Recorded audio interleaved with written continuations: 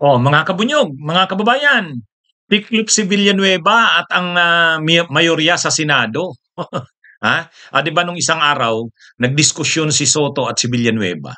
Kasi pinipilit ni Villanueva na sa Commission on Appointments daw, 12 ang members noon galing sa Senado. Ang 10 galing dapat sa mayorya. Dalawa lang yung sa minorya.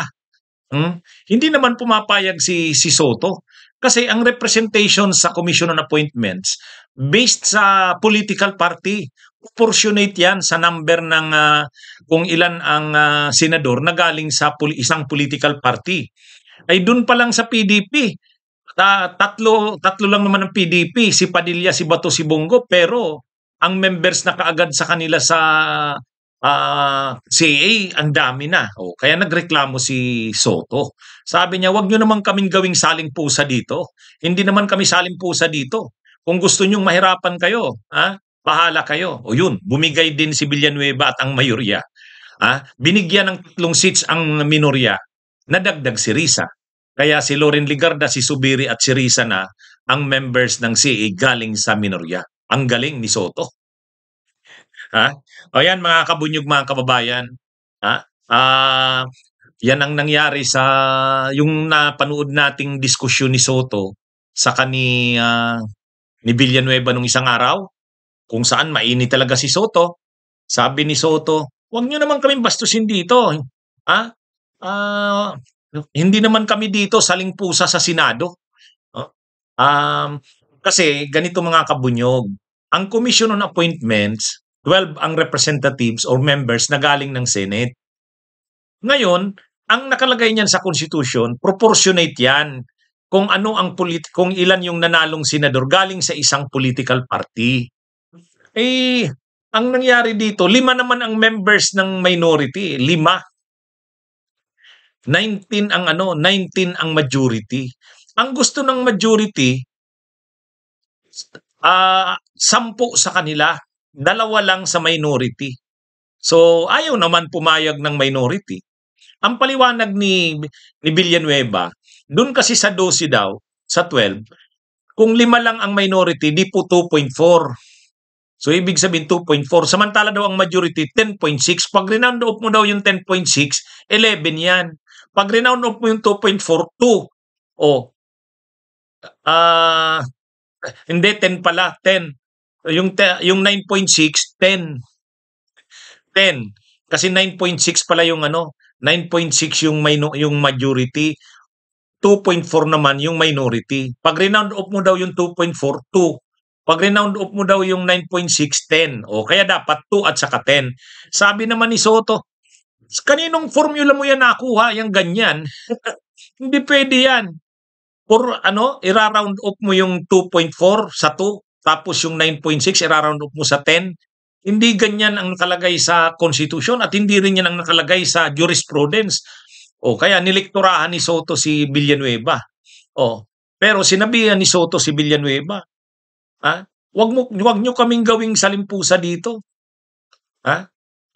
Bibigyan nyo kami ng seats, 2, sa inyo 10. Hindi pwede yan. Kaya pinaglaban talaga ni Soto. Ngayon, ang nangyari, sa bandang huli, nabalita na ngayon, 3 na ang members ng minority sa CA.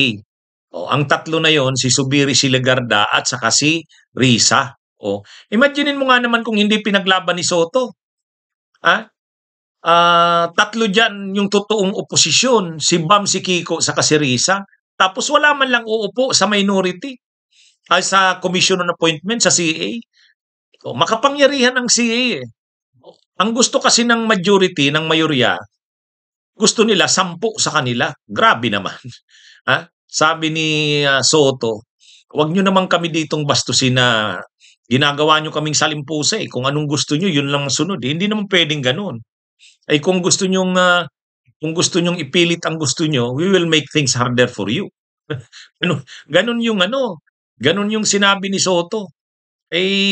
Nakita yata nila na hindi naman talaga si Soto, paglalaban niya ang karapatan din ng minorya. Ayun, sa bandang huli, inanunsyo na ngayon, na, 9 na lang yung sa majority, 3 yung sa minority. Yun. medyo medyo ano naman 'yun, medyo tama naman 'yun. Kasi kailangan naman magkaroon ng representative galing sa grupo nila Risa. Do'n kasi sa original na mga binabanggit na members ng, CA galing sa Senado, sa tatlo, si Kiko, si Bam, saka si Risa, wala man lang kahit isa. O at least dito sa paglaban ni Soto, sa pag-iit ni Soto, nadagdagan sila ng isa at ang linagay na nila si Risa. Kaya nga marami ang bumilib eh. Oh, si Risa, member ng CA. Ha? Mahirap mangyari yun. Kasi galing ka sa minority. Pero dahil sa paggigiit ni Soto, napadagdagan nila ng member ang minority. Naging tatlo. Si Risa yung linagay nila. Kaya ibang klase din to si Soto eh. Talagang veterano na rin sa Senado. Hindi siya basta-basta hindi siya basta-basta mapapasunod kung ano ang gusto ng mayorya. Talagang laban siya, o yun. Kaya tama rin si Soto.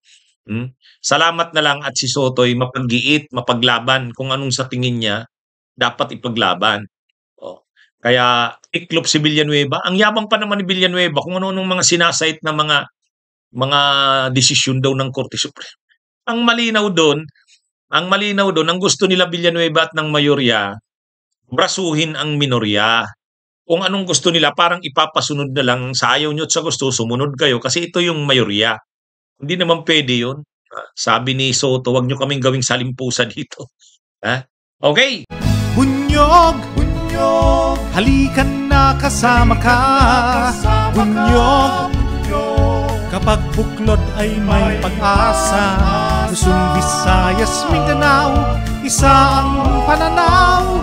Sa bagong Pilipinas ang bunyog isisigaw.